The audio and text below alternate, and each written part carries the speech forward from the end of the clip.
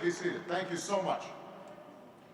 Our soldiers, sailors, airmen, Marines, and Coast Guardsmen adapt to new challenges every day. But as we know, much of our defense establishment has yet to fully adapt to the post-Cold War world, with doctrine and weapons better suited to fight the Soviets on the plains of Europe than insurgents in the rugged terrain of Afghanistan. 20 years after the Cold War ended, this is simply not acceptable. It's irresponsible. Our troops and our taxpayers deserve better. You know this because it's the story of your lives. The full spectrum of challenges demands a full range of military capabilities, both the conventional and the unconventional. The ability to defeat both an armored division and the lone suicide bomber, the intercontinental ballistic missile and the improvised explosive device, 18th century style piracy and 21st century cyber threats. And that is what I want to talk about today. As we move forward, the Iraqi people must know that the United States will keep its commitments. And the American people must know that we will move forward with our strategy. We will begin removing our combat brigades from Iraq later this year. We will remove all our combat brigades by the end of next August.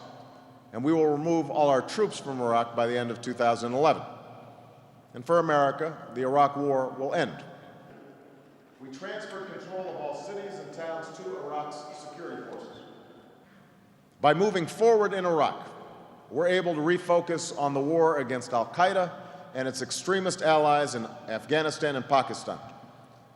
That's why I announced a new comprehensive strategy in March, a strategy that recognizes that al-Qaeda and its allies had moved their base from the remote tribal areas to the remote tribal areas of Pakistan. And this strategy acknowledges that military power alone will not win this war, that we also need diplomacy and development and good governance. Less than 1% wears the uniform. And today our troops are helping to secure polling places for this week's election so that Afghans can choose the future that they want. This will not be quick nor easy. But we must never forget, the insurgency in Afghanistan didn't just happen overnight, and we won't defeat it overnight. This will not be quick nor easy. But we must never forget, this is not a war of choice. This is a war of necessity. Those who attacked America on 9/11 are plotting to do so again. If left unchecked, the Taliban insurgency will mean an even larger safe haven from which al-Qaeda would plot to kill more Americans.